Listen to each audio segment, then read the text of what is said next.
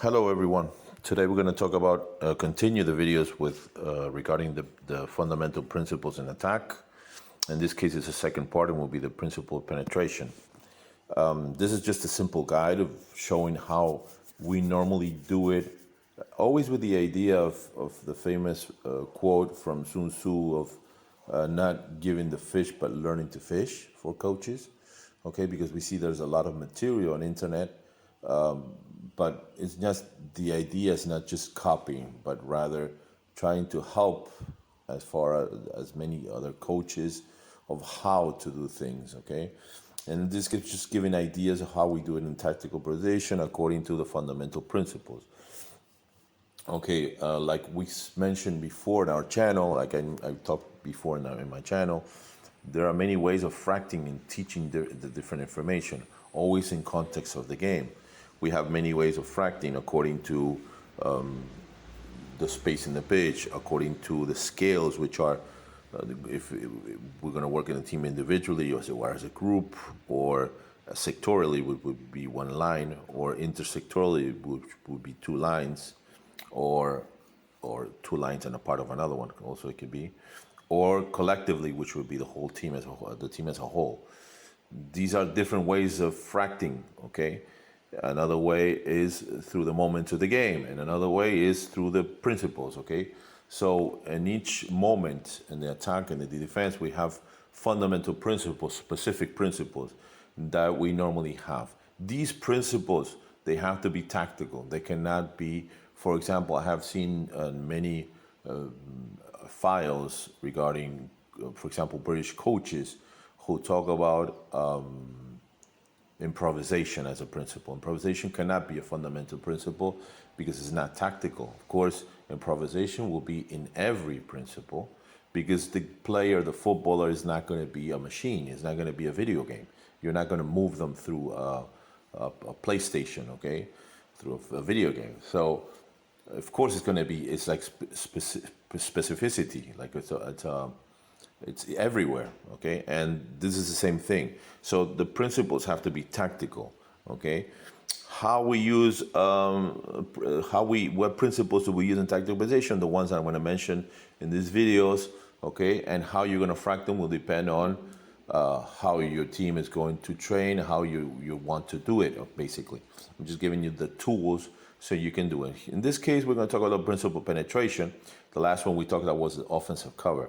Okay, so the principle of penetration is characterized by the progression situations in which the ball carrier can advance towards the opponent's goal or the end line, searching for the areas of the field that offer the greatest risk to the opponent, and they are susceptible to the continuation of offensive actions to finish or to score a goal. This is a very generic definition. Therefore, those movements within the collective could be as minimal as standing still. We call this fijar in Spanish, which is sometimes a player may stand still, and by him or her standing still, he or she will attract a defender, okay, and will create a space to one of his teammates, okay. We call it in Spanish fijar, okay, and making way for the creation of space elsewhere. Respect the benefactor and the beneficiary, and vice versa. So we'll always have to take into account that when we're talking about football or soccer, we're not just looking at the ball, okay? We're looking at the whole pitch. We're looking at all of the movements of the whole team. And this is how really you're going to see the complexity of the game and how we are supposed to try to teach it in the sessions, in the training sessions that we're going to design, okay? The guidelines of this principle is trying to disorganize the opponent's defense, the creation of favorable conditions for the attack in spatial and numerical superiority. So this is going to be very, very linked or especially linked to numerical and positional superiority, okay, which are concepts that we talk about and we work a lot in, especially in Spanish football, where it was created in Barcelona, which allowed the attacking players to advance in a vital area of the pitch, favorable for finishing. Examples of the principle of penetration are dribbling and all types of progressions that reduce the space between the ball carrier and the opponent's end line, allowing passes or lateral crosses towards the opponent's penalty area, dribbles towards the opponent's goal to gain space, and direct the ball carrier towards the goal, dribbles to the opponents that allow the ball carrier to execute a pass or an assist, so that a teammate in the sequence of a play can shoot for goal, or even in a 1 versus 0 situation when the attacker in possession of the ball attacks the space towards the opponent's goal. Okay, so we're going to see later some examples. Its relationship with the game model, the positional game, and the other fundamental principles. Obviously, these fundamental specific principles will be related to our game model and the other fundamental principles of our model. Thus, the principal penetration will be linked to that of space, offensive cover, mobility, and offensive unity. These will be the fundamental principles in attack, what we just mentioned there. And they're all going to be linked. So penetration will be linked, of course, to offensive cover and to space, especially, and mobility as well. Okay? How our team is going to penetrate these created spaces, whether through passing or dribbling, will be part of this language that we as coaches are going to build session after session throughout the whole session. Okay? The importance of how we will fract these principles. This applies to all these principles. So remember, as in my channel, you can see that I mention or I talk about different ways, all the different ways or many different ways that you can use to fract the information, okay, or create context for a football team, okay, or for a soccer team. Penetration in our first third of the pitch, where we are constructing the game from our own goal. If we do that, it's not the same in the first, the second, or the last third. Okay, so they're all going to be different. So the penetration in the first third and the second third is going to be very different to penetration in the last third. Okay, and this is, for example, if you see the video from the last video that I placed on my channel, where Thierry Henry talks about Guardiola, there you're going to see the difference very clearly. Okay, where in the last third Guardiola gave them freedom. Okay, and in the first and the second third he doesn't. Okay, as coaches, if we intend to do responsibly, we must try to generate situations and a real context for these situations to happen again and again, according to methodological principle propensities, so that these aspects can be acquired or learned. We're going to learn them through repetition, and especially you're going to have to repeat them many times in some cases, because footballers or players or soccer players, sometimes they will not be able to learn them just by one exercise or one session. Okay, so sometimes you're going to have to repeat them until they are learned. Okay, remember that this is not just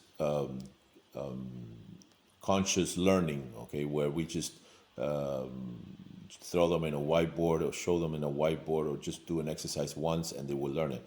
This is just like learning to drive.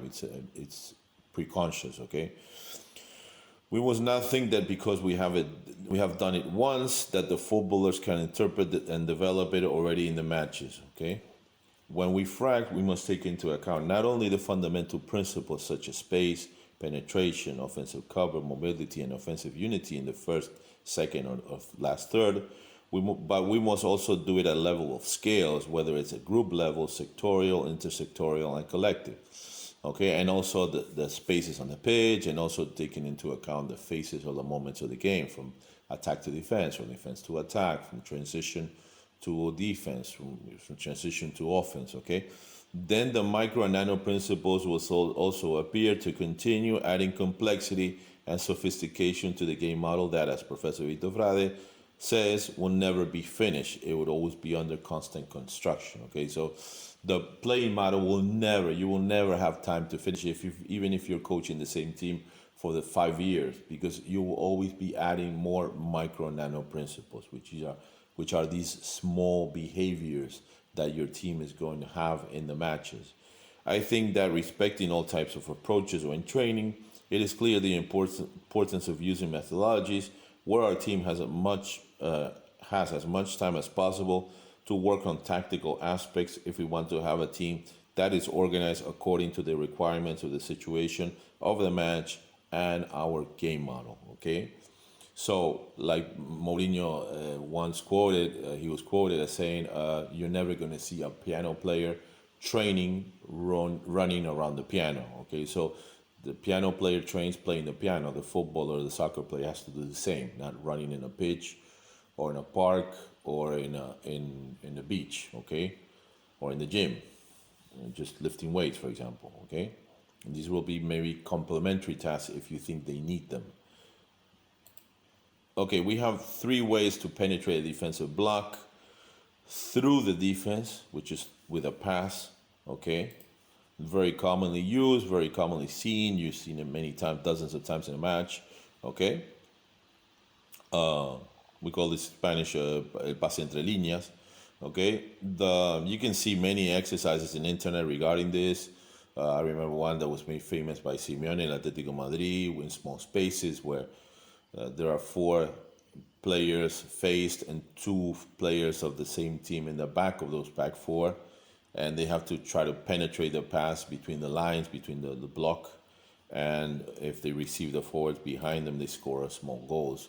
But you can work this with small spaces, or as well in the day of great principles, creating tasks in big spaces, okay?